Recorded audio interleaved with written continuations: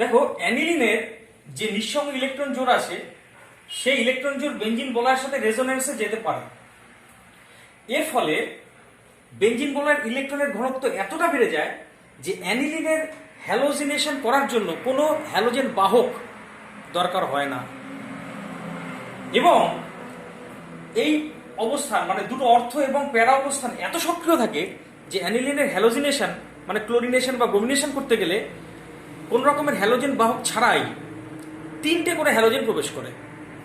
কেমন? তাহলে আরেকবার রিপিট করছি। NH2 গ্রুপের প্লাস আর এফেক্টের ফলে অর্থ এবং প্যারা এই তিনটা অবস্থান এতটা সক্রিয় থাকে যে অ্যানিলিনের ক্লোরিনেশন বা ব্রোমিনেশন করতে গেলে কোনো রকমের হ্যালোজেন বাহক দরকার হয় না। উপরন্তু একটি হ্যালোজেনের পরিবর্তে তিনটে হ্যালোজেন মানে তিনটে ক্লোরিন বা তিনটে ব্রোমিন গ্রুপ প্রবেশ করে। তাহলে সবার প্রথম আছে অ্যানিলিন হ্যালোজিনেশনে, প্রথমে লিখলাম ক্লোরিনেশন। ক্লোরিনেশন অ্যানিলিন, তাকে তুমি মনে করো ক্লোরিনের সাথে বিক্রিয়া করাচ্ছ জলীয় মাধ্যমে, তাহলে 3 অণু ক্লোরিন লাগবে। এবং আগে বলেছি এই অবস্থানগুলি খুব সক্রিয় থাকে, তাই এই তিনটে অবস্থানে ক্লোরিন প্রবেশ করবে, তিনটে ক্লোরিন প্রবেশ করবে এবং তুমি পাবে Cl Cl Cl। আর এখানে যে তিনটে হাইড্রোজেন থাকবে, এই পজিশনে যে তিনটে হাইড্রোজেন ছিল, তারা তিনটে সিলের সাথে বিক্রিয়া করে সাইড প্রোডাক্ট তৈরি করবে 3HCl। কেমন? আর এই যৌগটার নাম হচ্ছে 2,4,6 ট্রাইক্লোরোঅ্যানিলিন। 2,4,6 ট্রাইক্লোরোঅ্যানিলিন এটা একটা সাদা অধক্ষেপ তৈরি করে। একই রকম ভাবে তুমি যদি ব্রোমিনেশন করতে চাও, তাহলে হেডিং করলাম ব্রোমিনেশন, তাহলে একই ঘটনা। অ্যানিলিনের NH2 গ্রুপের অর্থাৎ NH2 গ্রুপের প্লাস আর এফেক্টের ফলে এই অবস্থানগুলো খুব সক্রিয় আছে, তাই এখানেও যদি ব্রোমিনেশন করতে চাও একটা ব্রোমিন প্রবেশ করবে না, তিনটে ব্রোমিন প্রবেশ করবে এবং তুমি পাবে অ্যানিলিনকে আমি লিখলাম আর এখানে লিখলাম জলীয় মাধ্যম, তিনটে ব্রোমিন। তাহলে দেখো ব্রোমিন প্রবেশ করছে অর্থ এবং প্যারায়, এবং তুমি পাবে দেখো এখানে একটা ব্রোমিন, এখানে একটা ব্রোমিন এবং এখানে একটা ব্রোমিন। অর্থাৎ এই যৌগটার নাম হচ্ছে 2,4,6 ট্রাইব্রোমো অ্যানিলিন। এটাও সাদা অধক্ষেপ তৈরি করে। দেখো এখানে একটা ইন্দ্রিয়গ্রাহ্য পরিবর্তন আসছে, সাদা অধক্ষেপ, এবং এই বিক্রিয়ার সাহায্যে কিন্তু অ্যানিলিনকে শনাক্ত করা যায়। তাহলে হ্যালোজিনেশনের মধ্যে ক্লোরিনেশন হলো, ব্রোমিনেশন হলো, এরপর করাবো আয়োডিনেশন। আয়োডিনেশন বলতে আয়োডিন পরমাণু প্রবেশ করানো, এটা একটু আলাদা রকমের। কিরকম? সি দিয়ে লিখলাম আমি আয়োডিনেশন। আয়োডিনেশন দেখো, আয়োডিন প্রবেশ করাতে গেলে পরে তোমাকে অ্যানিলিনের সাথে বিক্রিয়া করাতে হবে I2, কিন্তু এখানে আরো কয়েকটা জিনিস লাগে, সেটা হচ্ছে NaHCO3 সোডিয়াম বাইকার্বনেট এবং জল। তাহলে আয়োডিন প্রবেশ করে, কিন্তু এখানে তিনটে আয়োডিন প্রবেশ করবে না, কারণ আয়োডিন পরমাণুর আকার অনেক বড়, তাই আয়োডিন অর্থ অবস্থানে যেতে পারে না। অর্থ অবস্থানে যদি আয়োডিন যায় তাহলে এই I এবং NH2 গ্রুপের মধ্যে স্টেরিক এফেক্ট কাজ করবে। তার জন্য অর্থ আয়োডো অ্যানিলিন খুব অস্থায়ী, তাই আমি অ্যাকচুয়ালি অর্থ প্রোডাক্টটা পাবো না, শুধু একটাই প্রোডাক্ট পাবো, সেটা হচ্ছে প্যারা আয়োডো অ্যানিলিন। মানে আয়োডিন প্রবেশ করবে শুধুমাত্র প্যারা অবস্থানে এবং এই যৌগটাই পাবো। তো আমি যদি বেঞ্জিন বলয়ে একটা হ্যালোজেন প্রবেশ করাতে চাই, তবে কি করে সম্ভব? আমি একটু আগে দেখলাম যে NH2 গ্রুপ বেঞ্জিন বলয়কে এত সক্রিয় করে দেয় যে একটা নয় তিনটে হ্যালোজেন প্রবেশ করে। তাহলে একটা হ্যালোজেন প্রবেশ করাতে গেলে পরে এই NH2 গ্রুপের সক্রিয়তা কমাতে হবে। সক্রিয়তা কমানোর উপায় হচ্ছে অ্যানিলিনকে অ্যাসিটাইলেশন করতে হবে। অ্যাসিটাইলেশন করার জন্য তুমি জানো এক নয় অ্যাসিটাইল ক্লোরাইড ব্যবহার করা হয় অথবা অ্যাসিটিক অ্যানহাইড্রেট ব্যবহার করা হয়। তাহলে এটা ব্যবহার করলে কি হয় তুমি নিশ্চয়ই জানো, এখানে হাইড্রোজেন সরে যায়, তার জায়গায় চলে আসে একটা COCH3 গ্রুপ। কেমন? এই যে আমি যৌগটা পেলাম, এই যৌগের NH-COCH3 কিন্তু বেঞ্জিন বলয়ের সক্রিয়তা অতটা বাড়ায় না যেরকম কিনা অ্যানিলিন বাড়িয়েছিল। কেন? অ্যানিলিন তার লোন পেয়ারের সাহায্যে বেঞ্জিন বলয়ের সক্রিয়তা বাড়িয়ে দিয়েছিল, কিন্তু এক্ষেত্রে যে NH এর মাথায় যে লোন পেয়ারটা থাকবে সেটা শুধুমাত্র বেঞ্জিন বলয়ের সাথে রেজোনেন্সে যাবে তাই নয়, সঙ্গে সঙ্গে লোন পেয়ারটা কিন্তু উল্টো দিকে মানে COCH3 গ্রুপের সাথেও রেজোনেন্সে যাবে। তার ফলে এই লোন পেয়ারটি বেঞ্জিন বলয়ের সক্রিয়তা এই অ্যানিলিনের মতো বাড়াবে না। তাই এক্ষেত্রে তুমি যদি হ্যালোজিনেশন করো তাহলে 3টে হ্যালোজেন প্রবেশ করবে না, একটি হ্যালোজেনই প্রবেশ করবে। যেমন ধরো তোমাকে বললো প্যারা ব্রোমো অ্যানিলিন প্রস্তুত করো, প্যারা ব্রোমো অ্যানিলিন প্রস্তুত করো। তাহলে কি করবো, আগে সবার প্রথমে অ্যানিলিনকে অ্যাসিটাইলেশন করবো। অ্যাসিটাইলেশন যেমন অ্যাসিটাইল ক্লোরাইড দিয়ে করা যায়, তেমনি অ্যাসিটিক অ্যানহাইড্রেট দিয়েও করা যায়। কেমন? তাহলে এখানে কি হবে, এখানে একটা হাইড্রোজেন সরে যাবে, তার জায়গায় একটা অ্যাসিটাইল গ্রুপ আসবে, অর্থাৎ পাবো দেখো বেঞ্জিন বলয় NHCOCH3। দেখো এরকম একটা যৌগ পেলাম, যেটা কিন্তু অ্যানিলিন অপেক্ষা কম সক্রিয়। তাই একে যদি এবার তুমি ব্রোমিন এর সাথে বিক্রিয়া করাও তাহলে মনে রাখবে ব্রোমিন প্রবেশ করবে এক নয় অর্থতে বা প্যারায়, অর্থাৎ আমি দুটোর মিশ্রণ পাবো। কিন্তু মনে রাখবে যেহেতু এই গ্রুপটা অনেকটা বড় গ্রুপ, তাই স্টেরিক এফেক্টের কারণে অর্থ প্রোডাক্টটা পাবো না বললেই চলে, হয়তো মাত্র 5% পাবো, কিন্তু 95% যেটা পাবো সেটা হচ্ছে প্যারা প্রোডাক্ট। মানে ব্রোমিনটা মূলত প্যারাতেই প্রবেশ করবে, অর্থাৎ পাবো প্যারা ব্রোমো অ্যাসিটানিলাইট NHCOCH। এবার তুমি যদি এই গ্রুপটাকে আবার NH2 গ্রুপে কনভার্ট করতে চাও তাহলে একটু অ্যাসিড মিশিয়ে একটু হিট করতে হয়, তাহলে দেখো এই গ্রুপটা NH2 তে কনভার্ট হয় এবং পাবো দেখো বেঞ্জিন বলয় NH2Br। এটাই তো প্যারা ব্রোমো অ্যানিলিন। তা আমি তো সেটাই চাচ্ছিলাম, প্যারা ব্রোমো অ্যানিলিন তৈরি করো, তাই তো পেয়ে গেছি। এবার মনে করো তোমাকে বললো মেটা ব্রোমো অ্যানিলিন প্রস্তুত করো। মেটা ব্রোমো অ্যানিলিন সব ধীরে ধীরে দেখাচ্ছি, এখানে লিখলাম দেখো মেটা ব্রোমো অ্যানিলিন প্রস্তুতি। কি করে তৈরি করা, দেখো মেটা ব্রোমো অ্যানিলিন। প্রথমে অ্যানিলিনকে নাইট্রেশন করতে হয়, মানে এখানে কিন্তু একটা প্রবলেম কি, NH2 গ্রুপটা অ্যাকচুয়ালি অর্থপ্যারা নির্দেশক, কিন্তু আমি বলছি মেটা অবস্থানে ব্রোমিন আনতে হবে। তাহলে কি করবো, তাহলে এই NH2 গ্রুপটাকে NH2 রাখলে হবে না, এটাকে CF3COOH দিয়ে জারিত করে প্রথমে আমি নাইট্রো গ্রুপে কনভার্ট করব। কেন, কারণ তুমি জানো অ্যানিলিন তো অর্থপ্যারা নির্দেশক, কিন্তু আমাকে ব্রোমিনটা আনতে হবে কোথায়, মেটা অবস্থানে। তাই NH2 গ্রুপটাকে মেটা নির্দেশক গ্রুপে রূপান্তরিত করলাম। এবার তাকে তুমি যদি Br2 এবং FeBr3 দাও, দেখো এখানে খেয়াল করে দেখো একটা হ্যালোজেন বাহক লাগছে, কারণ NO2 কিন্তু মোটেই সক্রিয়তা বৃদ্ধিকারী গ্রুপ নয়, সক্রিয়তা হ্রাসকারী। তাই এবার যদি ব্রোমিন প্রবেশ করাতে চাও তাহলে কিন্তু তোমাকে হ্যালোজেন বাহক লাগবে। তাহলে দেখো ব্রোমিন প্রবেশ করছে কোথায়, NO2 এর মেটা অবস্থানে, মানে পেলাম মেটা ব্রোমো নাইট্রোবেনজিন। এবার তুমি NO2 গ্রুপটাকে আবার বিজারিত করে দাও, কি দিয়ে, SM এবং গাঢ় HCl দিয়ে বিজারিত করে দাও। বিজারিত করে দিলে দেখো NO গ্রুপটা NH2 গ্রুপে রূপান্তরিত হবে, মানে পাবো মেটা ব্রোমো অ্যানিলিন। তো এইভাবে মেটা ব্রোমো অ্যানিলিন তৈরি করা যায়। এবার যদি তোমাকে বলে অর্থ ব্রোমো অ্যানিলিন তৈরি করো, অর্থ ব্রোমো অ্যানিলিন, তাহলে এখানে হেডিং করলাম অর্থ ব্রোমো অ্যানিলিন প্রস্তুতি। অর্থ ব্রোমো অ্যানিলিন তৈরি করতে গেলে একটু ভাবনা চিন্তা করে করতে হবে। যেমন দেখো NH2 অবশ্যই তাকে আমি সক্রিয়তা হ্রাস করাবো, ঠিক আছে, কিন্তু প্রবলেমটা কোথায় দেখো, যদি তুমি একে ব্রোমিনেশন করতে চাও, মানে একে যদি অ্যাসিটাইলেশন করে তারপর ব্রোমিনেশন করতে চাও, মনে রাখবে ব্রোমিনটা মেইনলি প্যারাতে প্রবেশ করতে যাচ্ছে, কিন্তু তোমাকে বলেছে প্যারাতে ব্রোমিন আনলে হবে না, শুধু অর্থতে ব্রোমিন আনতে হবে। এর জন্য একটা নতুন কথা বলছি, এর আগে কখনো বলিনি, তোমাকে প্যারা অবস্থানকে ব্লক করে দিতে হবে, মানে আটকে দিতে হবে। কেমন, এমন একটা গ্রুপ দিয়ে ব্লক করব, আটকে দেবো, যাতে সেই গ্রুপটাকে যখন খুশি আমি তাড়াতেও পারবো, মানে ভালো লিভিং গ্রুপ বসে। সেটা কি না, SO3H গ্রুপ আনবো। তাহলে একে প্রথমে কি করব, গাঢ় H2SO4 মিশিয়ে হিট করব। হিট করলে কি হয়, প্যারা পজিশনে SO3H গ্রুপ চলে আসে, প্যারা পজিশনে SO3H গ্রুপ। কেন অর্থতে যাবে না, কারণ SO3H গ্রুপটা খুব বড়, সালফার পরমাণুর আকার বড়, তাই SO3H গ্রুপের আকারও বড়, তাই স্টেরিক এফেক্টের কারণে অর্থ অবস্থানে SO3H যায় না। এবার SO3H টা দেখো প্যারা গিয়ে আটকে দিয়েছে।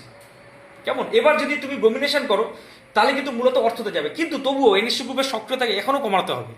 NH2 গ্রুপের সক্রিয়তা কমানোর জন্য কি করতে হয় তুমি নিশ্চয়ই জানো, সেটা হচ্ছে অ্যাসিটাইলেশন, CH3COCl দাও, অসুবিধা নেই। আচ্ছা, CH3 COCl দিলে পরে এই NH2 গ্রুপটা কিসে কনভার্ট হবে দেখো, কনভার্ট হচ্ছে দেখো NH COCH3 তে কনভার্ট হবে, আর প্যারা অবস্থানে SO3H আছে। কেমন? এবার তুমি যদি একে ব্রোমিনেশন করো তাহলে কিন্তু একটাই ব্রোমিন প্রবেশ করবে, কারণ এই গ্রুপটা কিন্তু আর NH2 গ্রুপ নেই, সক্রিয়তা কমে গেছে, তাই একটাই ব্রোমিন প্রবেশ করবে, সেটা অর্থতে বাধ্য হয়ে অর্থতে যাবে, কারণ প্যারা অবস্থানে কেউ একজন দখল করে আছে, তাই প্যারাতে আর যাওয়ার ক্ষমতা নেই, অর্থতেই ব্রোমিন প্রবেশ করবে। তাহলে এখানে লিখলাম দেখো Br2, তাহলে গিয়ে এখানে আসলো দেখো NH COCH3, প্যারাতে দেখো SO3H, কেমন, আর এখানে Br চলে আসবে। এবার তুমি যদি SO3H কে তাড়াতে চাও, একটু H+H2 মিশে হিট করবে, আর NH COCH3 কেও NH2 তে রূপান্তরিত করতে গেলে মনে করে দেখো তোমাকে একটু কি করতে হয়েছিল, H+H2 মিশিয়ে হিট করতে হয়েছিল, তাহলে এই SO3H গ্রুপটা বেরিয়ে চলে যাবে, আর এই গ্রুপটাও NH2 তে রূপান্তরিত হবে, মানে আমি যেটা চাচ্ছিলাম সেটাকে একবারে পেয়ে যাবো, অর্থাৎ পাবো দেখো NH2 Br, অর্থাৎ অর্থ ব্রোমো অ্যানিলিন পাবো। ঠিক আছে, দেখো অর্থ ব্রোমো অ্যানিলিন প্রস্তুতি হলো। অ্যানিলিনের নাইট্রেশন, তুমি জানো যে কোনো অ্যারোমেটিক যৌগে নাইট্রেশন করার জন্য মোটামুটি আমরা মিশ্র অ্যাসিড ব্যবহার করি। মিশ্র অ্যাসিড মানে গাঢ় HNO3 এবং গাঢ় H2SO4 এর 1:1 মিশ্রণ। কিন্তু অ্যানিলিনের নাইট্রেশন কখনো তুমি মিশ্র অ্যাসিড দিয়ে করতে পারবে না। কেন? কারণ অ্যানিলিনের যে NH2 লোন পেয়ারটি আছে, সেই লোন পেয়ারটি বেঞ্জিন বলয়ের সাথে রেজোনেন্সে গিয়ে বেঞ্জিন বলয়ের ইলেকট্রনের ঘনত্ব এতটা বাড়িয়ে দেয় যে অ্যানিলিনকে যদি মিশ্র অ্যাসিড দিয়ে নাইট্রেশন করতে চাও তাহলে এক নয় বেঞ্জিন বলয়ের জারণ ঘটবে, না হয় পলিনাইট্রেশন ঘটবে। তোমরা বুঝতে পারবে? আরেকবার, NH2 গ্রুপের +R এফেক্টের ফলে বেঞ্জিন বলয়ের ইলেকট্রনের ঘনত্ব এতটা বেড়ে যায় যে মিশ্র অ্যাসিড ব্যবহার করলে, যেহেতু মিশ্র অ্যাসিডের মধ্যে জারক দ্রব্য আছে, গাঢ় HNO3 জারক দ্রব্য, গাঢ় H2SO4 জারক দ্রব্য, তাহলে বেঞ্জিন বলয়ের জারণ ঘটবে অথবা পলিনাইট্রেশন ঘটবে। তার জন্য অ্যানিলিনকে নাইট্রেশন করাবার পূর্বে অবশ্যই অ্যাসিটাইলেশন করা হয়, অর্থাৎ NH2 গ্রুপের সক্রিয়তা হ্রাস করানো হয়। তা অ্যাসিটাইলেশন কি করে করা হয় তুমি জানো, CH3 COCl দিয়ে অ্যাসিটাইলেশন করা হয়। করে কি তৈরি করা হচ্ছে, প্রথমে ওই NH2 গ্রুপটাকে কিসে কনভার্ট করা হচ্ছে দেখো COCH3। এবার তুমি ওই আগের মতো ব্যাপার, এবার এই লোন পেয়ারটি শুধু বেঞ্জিন বলয়ের সাথে রেজোনেন্সে যায় না, COCH3 গ্রুপের সাথে রেজোনেন্সে যায়, তার ফলে এই গ্রুপটি কিন্তু বেঞ্জিন বলয়ের সক্রিয়তা অতটা বাড়ায় না। কেমন? যেমন একটা উদাহরণ দিই, তোমাকে বললো মনে করো অর্থ নাইট্রো, এখানে লিখলাম অর্থ না, প্যারাটা করে, হ্যাঁ, প্যারা নাইট্রো অ্যানিলিন প্রস্তুত করো। তোমাকে বললো প্যারা নাইট্রো অ্যানিলিন প্রস্তুত করো, তাহলে কি করে করছি দেখো। সবার প্রথমে অ্যানিলিনকে অ্যাসিটাইলেশন করো।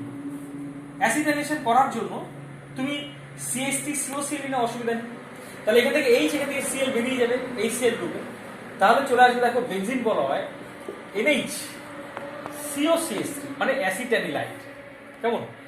এবার তুমি একে মিশ্র অ্যাসিড দিয়ে দাও।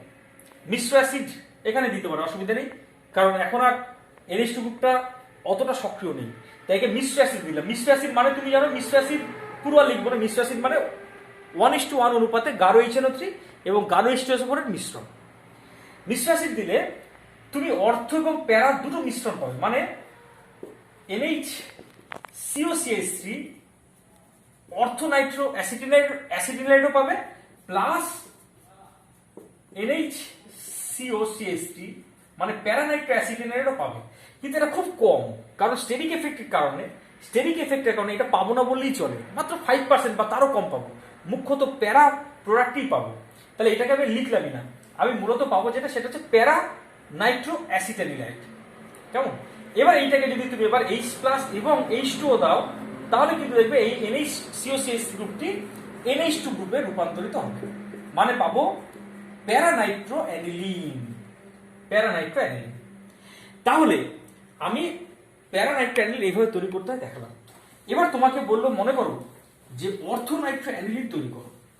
অর্থনাইট্রো অ্যানিলিন, তাহলে এখানে লিখলাম বি চিহ্ন দিয়ে, বি দিয়ে লিখলাম অর্থনাইট্রো অ্যানিলিন প্রস্তুতি। কি করে অর্থনাইট্রো অ্যানিলিন প্রস্তুত করব? এখানে আমি অ্যানিলিনকে রাখলাম, কিন্তু দেখো একে আমি কি করে প্রস্তুত করব। এখানে তো আমরা জানি যে সক্রিয়তা যদি কমায়, মানে NH2 গ্রুপটাকে যদি NHCOCH3 তে পরিণত করি, তাহলে অর্থ এবং প্যারা প্রোডাক্ট পাওয়া যায় ঠিকই, তাহলে মূলত কিন্তু প্যারা প্রোডাক্টই পাওয়া যায়। আবার স্যার বলছে শুধু অর্থ প্রোডাক্টই চাই আগের মতো, তাহলে এই জায়গাটাকে ব্লক করে দেবো কি দিয়ে, গাঢ় H2SO4, গাঢ় H2SO4 দিয়ে হিট করলে দেখো একইভাবে আগে ব্লক হয়ে যাবে ওই জায়গাটা, মানে প্যারা পজিশনে SO3H আসলো, এই জায়গাটা আটকে দিল। তাই এবার যদি তুমি নাইট্রেশন করো, প্যারা অবস্থানে NO2 প্রবেশ করবে না। এবার এর আমি সক্রিয়তা হ্রাস করবো আগের মতো। সক্রিয়তা হ্রাস করার জন্য কি ব্যবহার করেছিল মনে করে দেখো, CH3COCl, অথবা তুমি অ্যাসিডিক অ্যানহাইড্রেটও ব্যবহার করতে পারো, ঠিক আছে। তাই একে যদি সক্রিয়তা হ্রাস করো, তাহলে দেখো এখানে বেঞ্জিন বলা হয়, আর এইখানে আসলো NHCOCH3, আর প্যারা অবস্থানে SO3H। কেমন?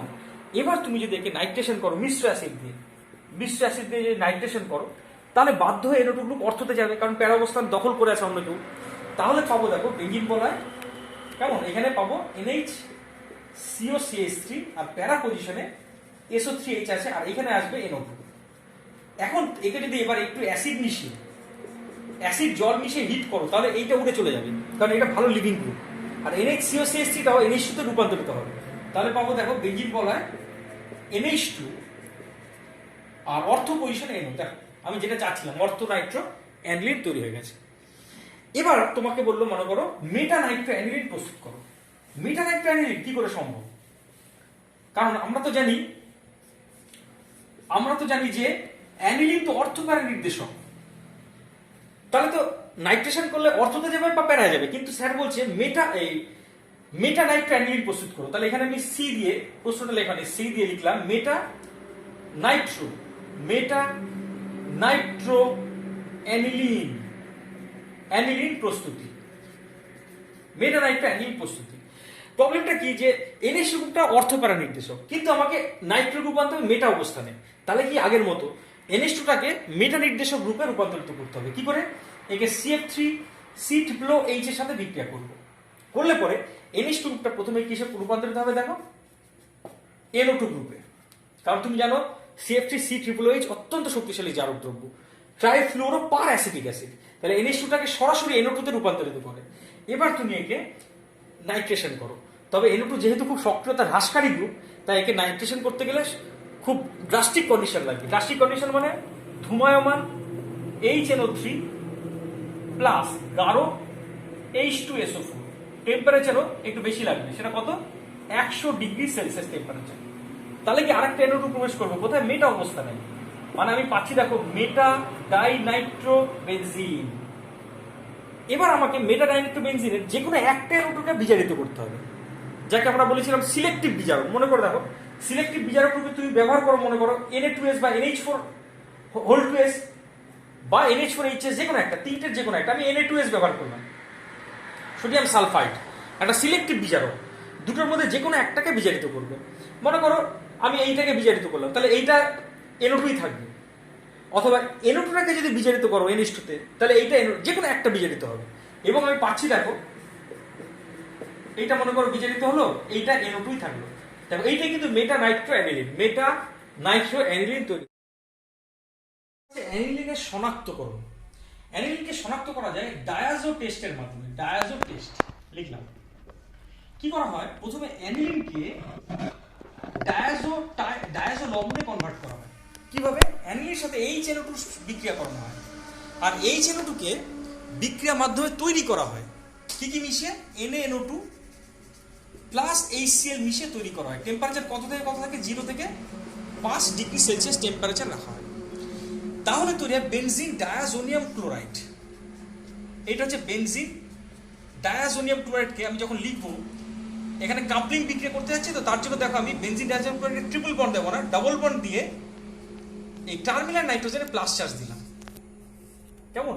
আর Cl মাইনাস। স্যার এরকম কেন লিখলেন? আপনি তো অন্য রকম লিখতেন। কিরকম লিখতাম? ডায়াজোন লবণটাকে দেখো, তোমরা লিখতে এরকম N ট্রিপল বন্ড N, এইখানে প্লাস চার্জ দিতে, বাইরে Cl মাইনাস লিখতে, মনে করে দেখো। কিন্তু অ্যাকচুয়ালি যখন এবার এটা কাপলিং বিক্রিয়া করতে যাচ্ছি, কাপলিং মানে জুড়ে যাওয়া, সেক্ষেত্রে এই শেষের নাইট্রোজেনে প্লাস চার্জ জানতে হয়। তার জন্য কি করবো আমি? এটা রেজোনেন্স যদি করি, তাহলে দেখবে এই নাইট্রোজেনের পজিটিভ চার্জ প্রশমিত হয়ে যায়, তাই এইটার মাথায় প্লাস চার্জ থাকে না। প্লাস চার্জটা কার মাথায় আসে দেখো, এই শেষের নাইট্রোজেনের মাথায় প্লাস চার্জ তৈরি হয়। তার মানে এইটাও যায় এইটাও তাই, কিন্তু তাই আমি এই রূপটাকে ইউজ করছি। তাহলে আমি তৈরি করলাম কি দেখো, অ্যানিলিনকে ডায়াজো লবণে রূপান্তরিত করে রেখে দিলাম। মানে মনে করো তুমি একটা টেস্ট টিউব নিয়েছো, টেস্ট টিউবের মধ্যে অ্যানিলিন আছে, অ্যানিলিন, এই অ্যানিলিনকে HCl আর মিশিয়েছো NaNO2, মিশিয়ে অ্যানিলিনটাকে কিসে রূপান্তরিত করে রেখে দিয়েছো দেখো, এই যৌগটাতে রূপান্তরিত করে রেখে দিয়েছো। কেমন এই টেস্ট টিউবে? তাহলে এখন কি আছে, এখন আছে যেটা, সেটা হচ্ছে বেনজিন ডায়াজোনিয়াম ক্লোরাইড, এই যৌগটা আছে। এবার অপর একটা টেস্ট টিউবে, পাশের ছবিটা আছে, অপর একটা টেস্ট টিউবে আমি নেব ক্ষারীয় বিটা ন্যাপথল। এখানে ক্ষারীয় বিটা ন্যাপথল জিনিসটাকে একটু পরিচয় করে। এইটা হচ্ছে ন্যাপথলিন, ন্যাপথলিন, তার এই অবস্থানটাকে বলে আলফা অবস্থান, আর এইটাকে বলে বিটা অবস্থান। তাহলে এখানে যদি ওইস থাকে তাহলে এটাকে বলে বিটা ন্যাপথল। বিটা ন্যাপথলকে ব্যবহার করা হয় না, ক্ষারীয় বিটা ন্যাপথল ব্যবহার করা হয়, মানে এর সাথে NaOH এর বিক্রিয়া করানো হয়। করলে এখানকার হাইড্রোজেন এখানকার OH মাইনাসের সাথে জল হিসেবে বেরিয়ে যায় এবং তৈরি হয় ONA, এই গ্রুপটা রূপান্তরিত হয় ONA তে। এইটাকে বলে ক্ষারীয় বিটা ন্যাপথল। তাহলে কি করে তৈরি করেছো আরেকটা টেস্ট টিউবে? দেখো আরেকটা টেস্ট টিউবে তুমি নিয়েছো, কি নিয়েছো, এইখানে ক্ষারীয় বিটা ন্যাপথল। কি করে? এর সাথে তুমি প্রথমে নিয়েছো, এইটা হচ্ছে বিটা ন্যাপথল, তার মধ্যে কি দিয়েছো NaOH দিয়ে, এইটা ONA হয়ে গেছে। এটা কি হয়ে গেছে দেখো, ONA। তাহলে দুটো টেস্ট টিউব, একটাতে আছে ডায়াজো লবণ মানে উপরেরটা, আরেকটা টেস্ট টিউবে আছে এরকম ক্ষারীয় বিটা ন্যাপথল। কেমন? এবার কি করব, এই যে ডায়াজো লবণ যেটা আছে সেই টেস্ট টিউবটাকে এর মধ্যে ঢেলে দেবো, অর্থাৎ এই যৌগটার সাথে এই যৌগটা বিক্রিয়া করবে, করলে পরে কাপলিং বিক্রিয়া করবে, কাপলিং বিক্রিয়া। তাহলে কাপলিং বিক্রিয়াটা এখানে দেখছি। এবার এই যৌগটা আরেকবার লিখছি, এটা ONA। কেমন? এই অবস্থাটা খুব সক্রিয়, মনে রাখবে, রেজোনেন্সের কারণে এখানে ইলেকট্রনের ঘনত্ব খুব বেশি। এর সাথে আবার বিক্রিয়া করবে এই ডায়াজো লবণটি। ডায়াজো লবণটিকে আমি কায়দা করে একটু কাত করে লিখছি, কিরকম, N double bond N plus, বাইরে আছে Cl মাইনাস। দেখো এখানে ইলেকট্রনের ঘাটতি আছে, আবার এখানে ইলেকট্রন অনেক বেশি, তাই এই জায়গাটাতে এসে এই জায়গাটা জুড়ে যাবে এবং পাবো, এবং কি পাচ্ছি দেখো, এইটা যেরকম ছিল সেরকমই আছে, আর পাচ্ছি কি এখানে ONA, আর এইখানে এসে জুড়লো এই জায়গাটা, তার পাচ্ছি দেখো N double bond N benzene বলা হয়। এবং এইটা হচ্ছে উজ্জ্বল লাল বর্ণের একটা যৌগ, উজ্জ্বল লাল বর্ণের ডায়াজো, হ্যাঁ ডায়াজো বলবো না, উজ্জ্বল লাল বর্ণের অ্যাজোডাই, অ্যাজোডাই। এই উজ্জ্বল লাল বর্ণের অ্যাজোডাই দেখে অ্যানিলিনকে শনাক্ত করা যায়। অ্যারোমেটিক প্রাইমারি অ্যামিন HNO2 সাথে বিক্রিয়া করে ডায়াজো লবণ উৎপন্ন করে, এই বিক্রিয়াকে বলে ডায়াজো বিক্রিয়া। যেমন অ্যানিলিন একটা অ্যারোমেটিক প্রাইমারি অ্যামিন, এই যৌগটি HNO2 সাথে বিক্রিয়া করে। কি কি HNO2 তৈরি করা হয় বিক্রিয়ার মাধ্যমে, কি কি মিশে, NaNO2 প্লাস HCl, টেম্পারেচার রাখা হয় 0 থেকে 5 ডিগ্রি সেলসিয়াস, তাহলে তৈরি হয় বেনজিন ডায়াজোনিয়াম ক্লোরাইড। এইটা হচ্ছে বেনজিন ডায়াজোনিয়াম ক্লোরাইড। এই যে ডায়াজো লবণ, এই ডায়াজো লবণ মূলত 3 রকমের বিক্রিয়া অংশ নেয়। এখানে বিক্রিয়া বলে হেডিং করলাম, 3 রকম বিক্রিয়া।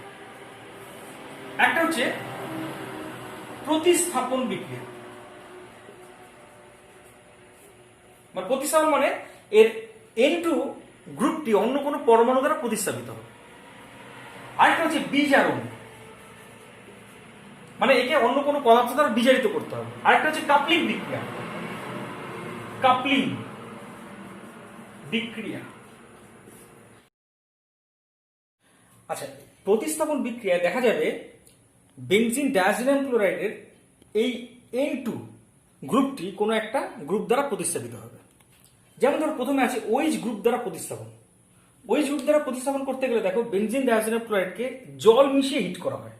তাহলে জল থেকে একটা H, এই এখানকার সেলের সাথে এই সেল তৈরি করে বেরিয়ে যায়, আর নাইট্রোজেন গ্রুপটা নাইট্রোজেন হিসাবে বেরিয়ে চলে যায়, আর জলের থেকে H বেরিয়ে গেলে যে OH থাকে সেটা এখানে জুড়ে যায়। তাহলে এটা হচ্ছে OH গ্রুপ দ্বারা প্রতিস্থাপন। এবং দেখো এইভাবে আমি বেনজিন ডায়াজোনিয়াম ক্লোরাইড থেকে ফেনল তৈরি করতে পারি। এরপর আছে হাইড্রোজেন দ্বারা প্রতিস্থাপন। হাইড্রোজেন দ্বারা প্রতিস্থাপন মানে এই গ্রুপটা সরে যাবে, তার জায়গায় হাইড্রোজেন আসবে, মানে বেনজিন তৈরি করবো। তার দুটো উপায় আছে। একটা হচ্ছে বেনজিন ডায়াজোনিয়াম ক্লোরাইডকে যদি HCPO2 মানে হাইপোফসফরাস অ্যাসিড দিয়ে যদি বিজারণ করি, তাহলে এই সমস্ত গ্রুপ চলে যায়, সেখানে হাইড্রোজেন চলে আসে, মানে বেনজিন পাই। সেক্ষেত্রে টেম্পারেচার 0 ডিগ্রি রাখা হয়, হ্যাঁ, হিট করার দরকার হয় না। কিন্তু এই বিক্রিয়াটা যদি ইথাইল অ্যালকোহল মিশিয়ে হিট করি তাহলেও সম্পন্ন হয়। সেক্ষেত্রে কিন্তু একটু টেম্পারেচার দিতে হয়, একটু হিট করতে হয়, তাহলে কিন্তু বেনজিন তৈরি হয়। আচ্ছা, এবার আছে Cl দ্বারা মানে ক্লোরিন দ্বারা প্রতিস্থাপন। সেটা করতে গেলে কি করি, বেনজিন ডায়াজোনিয়াম ক্লোরাইডের সাথে CuCl এবং HCl এর বিক্রিয়া করলে পরে এই সমস্ত গ্রুপগুলো উড়ে চলে যায় এবং সেখানে Cl চলে আসে। এরপর আছে ব্রোমিন দ্বারা প্রতিস্থাপন। একই রকমের বেনজিন ডায়াজোনিয়াম ক্লোরাইড, তার সাথে দেখো CuBr এবং HBr নিয়েছি, তাহলে দেখো এই সমস্ত গ্রুপ বেরিয়ে চলে গেল, সেখানে কে চলে আসলো, Br চলে আসলো। এই ক্লোরিন দ্বারা প্রতিস্থাপন বা ব্রোমিন দ্বারা প্রতিস্থাপনকে একত্রে বলা হয় স্যান্ড মেয়ারের বিক্রিয়া। এই বিক্রিয়াটা স্পেশাল একটা বিক্রিয়া, মনে রাখবে, অত্যন্ত ইম্পর্টেন্ট। এই বিক্রিয়াটাকে বলে স্যান্ড মেয়ারের বিক্রিয়া। এখানে লিখলাম স্যান্ড মেয়ার বিক্রিয়া।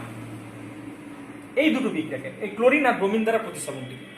এবার যদি আমি আয়োডিন দ্বারা প্রতিস্থাপন করতে চাই, তাহলে এই যে আমি বেনজিন ডায়াজোনিয়াম ক্লোরাইড পেলাম, তার সাথে KiH2O মিশে হিট করতে হয়, তাহলে দেখো এই সমস্ত গ্রুপ উড়ে গিয়ে সেখানে আয়োডিন চলে আসে। NO2 গ্রুপ দ্বারা প্রতিস্থাপন করতে গেলে দুটো স্টেপে করতে হয়।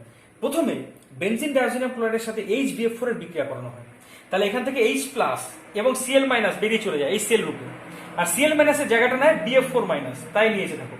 এবং এই যৌগটার নাম হচ্ছে বেনজিন ডায়াজোনিয়াম ফ্লোরোবোরেট। এবার তাকে যদি Cu এবং NaNO2 সাথে মিশে বিক্রিয়া করাই, তাহলে সমস্ত গ্রুপ উড়ে গিয়ে সেখানে NO2 চলে আসবে, মানে নাইট্রোবেনজিন পাবো। আরেকটা আছে Cn দ্বারা প্রতিস্থাপন। Cn দ্বারা প্রতিস্থাপন করতে গেলে দেখো বেনজিন ডায়াজোনিয়াম ক্লোরাইডের সাথে আমি বিক্রিয়া করাচ্ছি CuCN এবং KCN। CuCN এবং KCN এর বিক্রিয়া করাচ্ছি, তাহলে তৈরি হয় দেখো সায়ানোবেনজিন।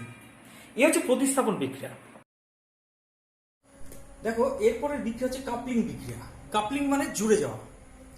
দেখো বেনজিন ডায়াজোনিয়াম ক্লোরাইডের এই অবস্থানটা পজিটিভ চার্জ, মানে এখানে ইলেকট্রনের ঘাটতি। তাহলে এই অবস্থানটা কোথায় জুড়তে চাইবে, কোন একটা অণুর যেখানে ইলেকট্রনের ঘনত্ব বেশি সেই জায়গায় জুড়তে চাইবে। দেখা যায় যে ফেনল বা ক্ষারীয় বিটেনফথল এই সমস্ত যৌগের মধ্যে কোন একটা জায়গায় ইলেকট্রনের ঘনত্ব বেশি থাকে, সেই বেশি ইলেকট্রনের ঘনত্বের জায়গায় গিয়ে এই অংশটা জুড়ে যায়। এই বিক্রিয়াকে বলে কাপলিং বিক্রিয়া এবং রঙিন যৌগ উৎপন্ন করে। অ্যাজ ফর এক্সাম্পল, যদি তুমি ফেনলের সাথে বিক্রিয়া করাও বেনজিন ডায়াজোনিয়াম ক্লোরাইডের ক্ষারীয় মাধ্যমে, তাহলে মনে রাখবে এই জায়গায় ইলেকট্রনের ঘনত্ব বেশি আছে, এখানেও বেশি আছে, এখানেও বেশি আছে, কিন্তু স্টেরিক এফেক্টের কারণে অর্থ অবস্থানে কিন্তু এই গ্রুপটা জুড়বে না।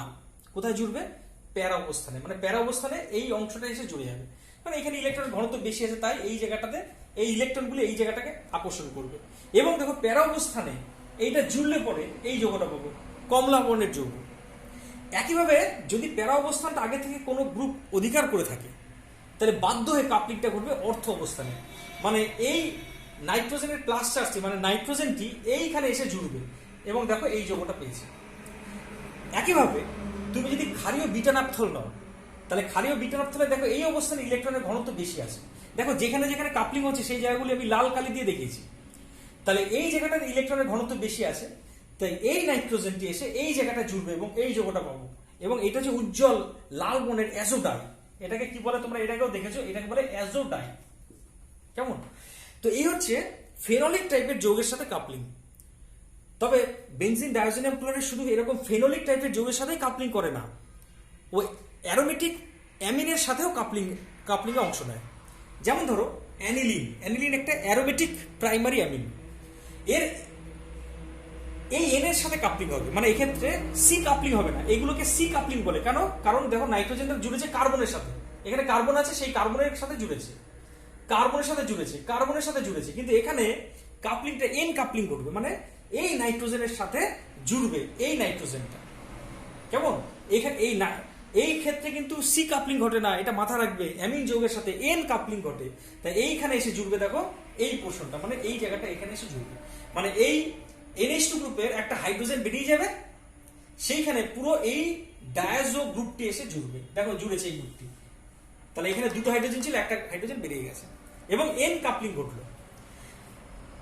সিমিলারলি 2 ডিগ্রি প্রাইমারি অ্যামিন, দেখো এখানে একটা হাইড্রোজেন আছে কিন্তু এখন, এবং এক্ষেত্রেও এন কাপলিং ঘটবে, এন কাপলিং ঘটবে, এবং এন কাপলিং ঘটে এইখানে একটা হাইড্রোজেন বেরিয়ে যাবে, তার জায়গায় এই সমগ্র গ্রুপটা জুড়ে যাবে, তাহলে এইখানে এসে জুড়বে। কেমন? এইখানে ইলেকট্রনের ঘনত্ব বেশি আছে, সেই জায়গাটার সাথে এই পজিটিভ অংশটা এসে জুড়বে। দেখো এই নাইট্রোজেনে কিন্তু আর কোনো হাইড্রোজেন থাকবে না, কারণ সেই হাইড্রোজেনের জায়গায় পুরো ডায়াজ গ্রুপটি বসে পড়েছে। এবার যদি 3 ডিগ্রি অ্যারোমেটিক অ্যামিনে আসে, 3 ডিগ্রি, দেখো এই নাইট্রোজেনে কিন্তু আর কোনো হাইড্রোজেন নেই, যে হাইড্রোজেনটা বেরিয়ে গিয়ে সেখানে অ্যারোমেটিক গ্রুপ আসবে, তাই বাধ্য হয়ে সি কাপলিং ঘটবে। সি কাপলিং আবার অর্থতে হতে পারতো, প্যারা হতে পারতো, অর্থতে হবে না স্টেরিক এফেক্টের কারণে।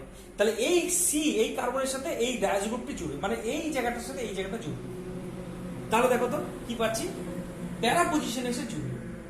তো এই হচ্ছে কাপলিং বিক্রিয়া। তবে একটা কথা বলছি, এটা মুছে দিলাম, তোমরা দেখো এখানে লিখে নেবে কিন্তু পুরো চার্টটা আমি মুছে দিলাম। হ্যাঁ, তবে একটা কথা মনে রাখবে যে ডাইঅ্যামিন টাইপের যৌগের ক্ষেত্রে কিন্তু ইন্ট্রামলিকুলার কাপলিং ঘটে। ইন্ট্রামলিকুলার কাপলিং কিরকম? মনে করো এরকম একটা যৌগ আছে MH2 MH2, কেমন? এই যৌগটাকে তুমি যদি HNO2 দাও, HNO2 দিতে গেলে পরে কি কি মিশিয়ে দেওয়া হয়? NaNO2 plus HCl। টেম্পারেচার কত তুমি জানো? 0 থেকে 5 ডিগ্রি সেলসিয়াস। তাহলে যে কোনো একটা ডায়াজো কম্পাউন্ডে রূপান্তরিত হবে এবং পাবো, দেখো বেনজিন বলা হয়, এইটা হচ্ছে N double bond N plus, আর এইখানে আছে দেখো NH2। এবার এইটা তো N প্লাস হয়েছে, এই লোন পেয়ারটা গিয়ে এইখানে অ্যাটাক করে, তাহলে পাচ্ছি দেখো N ডবল বন্ড N, আর এখানে NH, আরেকটা H আছে কিন্তু, দুটো H আছে। আর যেহেতু নাইট্রোজেন লোন পেয়ার দিয়েছে, তাই নাইট্রোজেনের মাথায় কিন্তু প্লাস চার্জ আসবে। এবার এই প্লাস চার্জ পূরণ করার জন্য একটা বন্ড খুলে চলে আসবে, এবং তখন আলটিমেটলি যে প্রোডাক্টটা পাবো সেটা দেখো এরম যৌগ, অর্থাৎ N ডবল বন্ড N, ঠিক আছে, আর এখানে NH, এরকম একটা বৃত্তাকার যৌগ পাবো, এবং এটা একটা রঙিন যৌগ। এবং এই ধরনের কাপলিং কে দেখো, এই যে কাপলিং জুড়ে যাচ্ছে, এটা হচ্ছে কাপলিং। এই ধরনের কাপলিং কে বলে ইন্ট্রামলিকুলার কাপলিং, কারণ বাইরে থেকে কোনো অ্যামিন আনার দরকার নেই, এর ভিতরে একটা অ্যামিনো গ্রুপ ছিল, তার সাথে কাপলিংটা হয়েছে, তাই এটাকে বলে ইন্ট্রামলিকুলার কাপলিং। ব্যাস, এই চ্যাপ্টার শেষ, জৈব যৌগ আপাতত শেষ। এরপরে তোমাদের কিন্তু ফিজিক্যাল কেমিস্ট্রি করাবো, তড়িৎ রসায়ন চ্যাপ্টার করাবো। ওই অর্গানিক কেমিস্ট্রি এই পর্যন্ত শেষ, এরপরে দুটো থাকলো অর্গানিক কেমিস্ট্রি চ্যাপ্টার, সেটা পরে করাবো, কিন্তু এরপরে আমাদের ফিজিক্যাল কেমিস্ট্রির দিকে যাবো। কেমন? ব্যাস এই পর্যন্তই।